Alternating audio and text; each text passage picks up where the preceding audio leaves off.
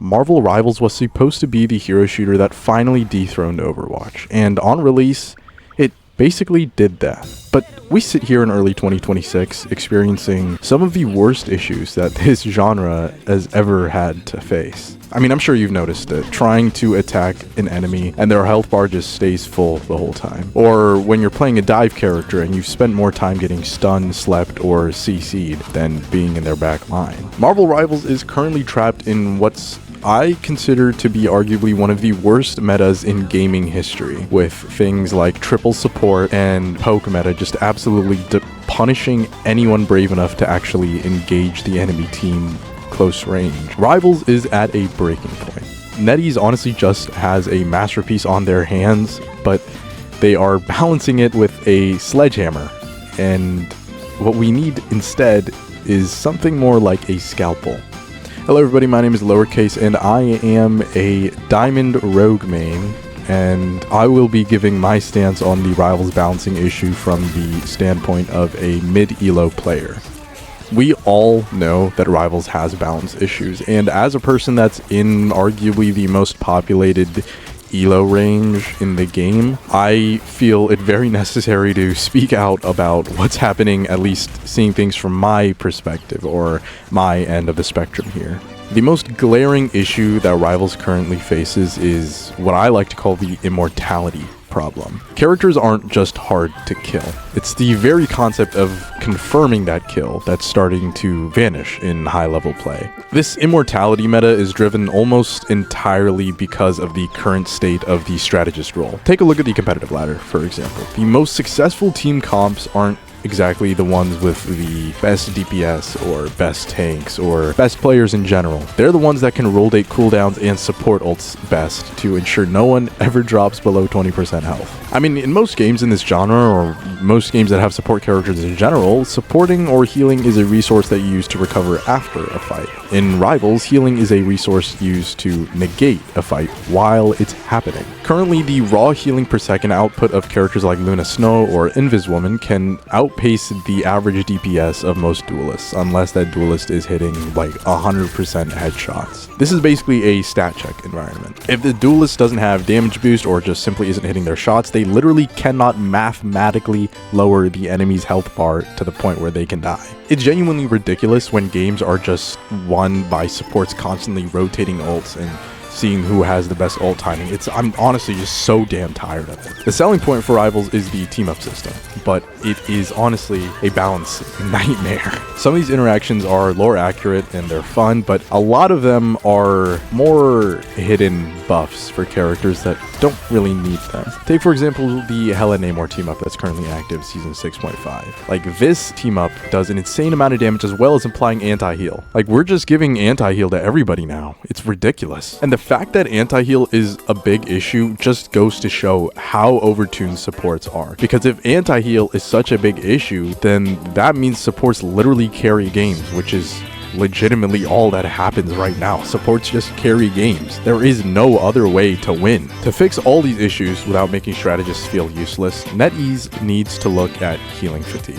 Currently, if you're being shot by 3 people, you can still receive 100% of incoming heals. If Rivals implemented a system like one where you can take damage that applies a brief like 10 to 15% anti-heal, it would reward focus fire. Imagine like Spider-Man coming in to dive. Currently, if enemy strategists simply look at each other and hold down the heal button, Spider-Man has to leave or he will die. With the concept of healing fatigue, the more Spider-Man lands his combos, the less effective the enemy's healing becomes on that specific target. This would force strategists to use their utility like CC or movement tech rather than just out-healing the damage that they're receiving here. It also forces supports to play much smarter in terms of positioning, which could also help dive, because dive is currently not in the greatest state. The final part of this fix is a design philosophy shift. We need to move away from green numbers and towards blue buffs. What I mean by this is we should reduce the support's whole thing being raw healing and make their kits more centered towards 1 or 2 specific things. For example, Luna Snow, instead of just being a heal bot, could be like a CC queen or some kind of like freeze setup character. Inviswoman could focus instead on damage negation and stealth rather than simply being another heal bot. Also, if you nerf healing numbers by 20% all across the board, but buff unique utility like CCs or some movement, then the game becomes more about plays and less about attrition. I think these changes would effectively break the triple support meta because it would become a lot more utility focused and a lot less focused on who can output the most heals during the fight. Teams would now have to play a more balanced like 2-2-2 structure, or maybe even a 1-2-3 structure if we're really feeling it. This is a topic that I really want to be vocal about, especially being a tank main. If you've queued for ranked in like the past month, you have seen the issue with solo tanking. It's that awkward moment during character select where 4 players insta-log duelists, and then you end up with 1 strategist, and now you have no tanks. I often end up having to solo tank in like 80% of the games I play, and it's honestly ridiculous. I'm tired of it. I'm tired of having to pick Strange or Magneto every single game just to win. Like, let me play my characters, guys, please. All I have to say about this is that in its current state, playing tank in Rivals feels like literally just being a punching bag. You don't exist other than to take damage. It is unbearable. Tank simply is not fun. Playing tank, you should want to feel like a god. You are being kept up the whole time. You have an insane health pool. You should be pushing back enemy teams like it's nothing. But in Rivals, it's so insanely difficult because the enemy team always has healing up the entire time, so not even your DPS is able to kill anybody if these meta characters are banned, like Phoenix, Hawkeye, Hela. And the primary reason for tanks being so weak in this game is the sheer density of CC abilities. Like, almost every character, I believe, save like around 5, has CC abilities in this game. Because tanks have the largest hitboxes and are designed to occupy the front line, they are going to be the ones getting stunned, CC, knockback, just any CC in general. They are the ones that are going to be getting hit by them the most if you're not playing a dive comp. In typical fashion, as a tank, if you are trying to push up, you are probably going to be Emma grabbed, Mantis slept, and then probably Invis pushed, and then simply just shot during that entire encounter, so your health is simply melted and you cease to exist. By the time you actually have your character back in your hands, you're either at 10% health or your entire team is gone because there wasn't anybody there to hold the space. Rivals doesn't have solo queue, which exacerbates this issue even further. On paper, going 1 tank, 3 support, 2 DPS, like a 1-2-3 comp doesn't seem that bad, right? I mean, you have literally insane heal bots on your team and only 1 tank, right? This guy should be unkillable. In reality, it honestly just serves as an ult farm for the enemy team. What's going to end up happening is that you are stuck the whole game trying to do 2 things at the same time. Hold space / take space and peel. And since you're the only tank, you have to do both of these basically at the same time. If you push, your healers are going to die, and then you're going to die. If you peel, your DPSs are most likely going to die because they have horrible positioning, and then you're just simply going to get team wiped again. So you die or you die. There's literally no other option. If you peel, your team can almost never move, never take space, and basically never capture the point. This creates a situation where tanks are literally forced to do everything for the team. And when a tank misperforms solo tanking, well, they get absolutely flamed for it. You're going to be told you were never pushing and you never peeled, while you were legitimately just the only character trying to do both things at the same time. Tanks consistently gain, which is something I've noticed. They consistently gain less elo than other roles do, simply because you are incapable of being in 2 places at once. It's honestly just ridiculous. NetEase's current strategy for trying to fix this issue is simply bumping up all the tank's health, which is just not a great idea. When has health inflation ever been a good thing in any video game? To fix the tank role, we need to fix CC. Add diminishing returns. Say, getting a buff on some characters for the next 5 seconds that reduces the duration of the next CC effect by 50% and the one after that by 75%. If you give tanks passives similar to this, or simply passives that let them fight back against CC abilities, it prevents having them constantly playing a stunlock simulator and making the tank role completely unbearable to play. Not only that, but we need more shield diversity. Right now, if you want to block damage for your team, you play Strange or Magneto because these are the only real shield tanks in the game at this point, and they're the only ones that are able to make space against very strong poke comps. Characters like Thor, Thing, Rogue, my main, are just simply soaking damage with their faces and die so easily when running into these poke comps. Giving more Vanguards survivability or the ability to place physical barriers, perhaps with team-ups, would give some characters in this role the agency that they lack.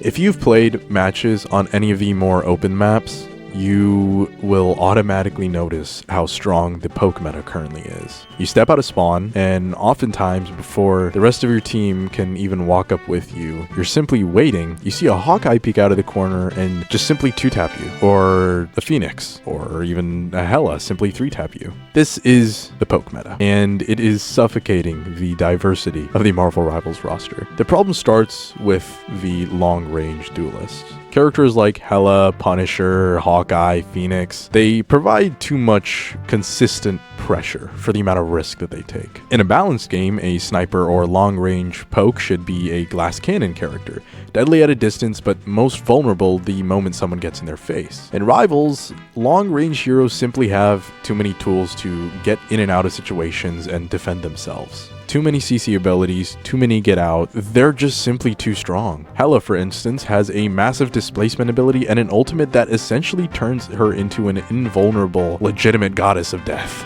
If a BP spends all his cooldowns just to be able to get her down to 1 HP, she can simply press Q or Shift and run away, get all her health back, and then 3-tap the guy after stunning him with a ball that comes back in like 8 seconds. Like, what are you meant to do against these characters? On the other side of the coin, we have dive heroes like Spidey, BP, Magic. These are the characters that make Rivals feel unique and actually fun, engaging.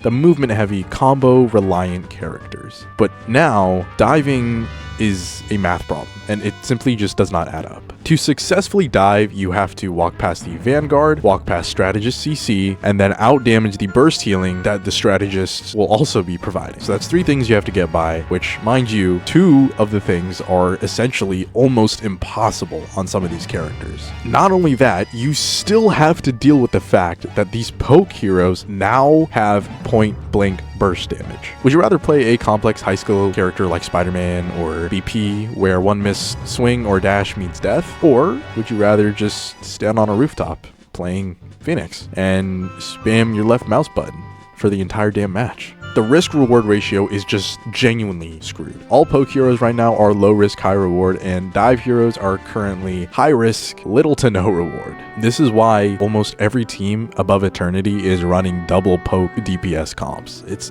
honestly, the only solutions I see to this are nerfing CC or reworking these poke hero kits so that they can actually get countered by dive characters. Also, aggressively increasing their damage falloff would be a huge thing, but that's already been done for Hela and Hawkeye recently, so I don't really want to complain about those two. Phoenix, though. Phoenix needs a nerf, and I don't think that's up for debate.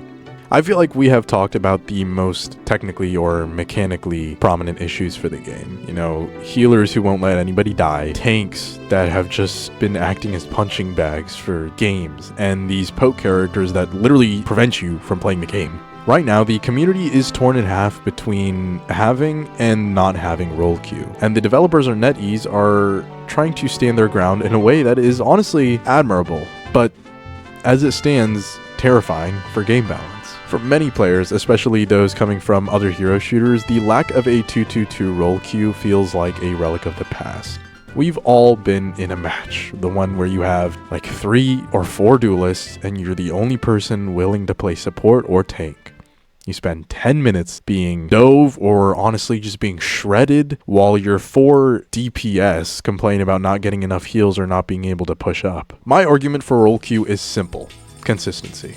Forcing a 2-2-2 comp or even a 1-2-3 structure can balance the heroes with a known quantity. We don't have to worry about what happens when a team goes triple support because they simply won't. It solves the immortality meta, and it ensures that each match has at least a baseline level of tactical structure. For a lot of ranked players, including myself, the freedom to play 5 DPS isn't exactly freedom. It's more of a throw strategy.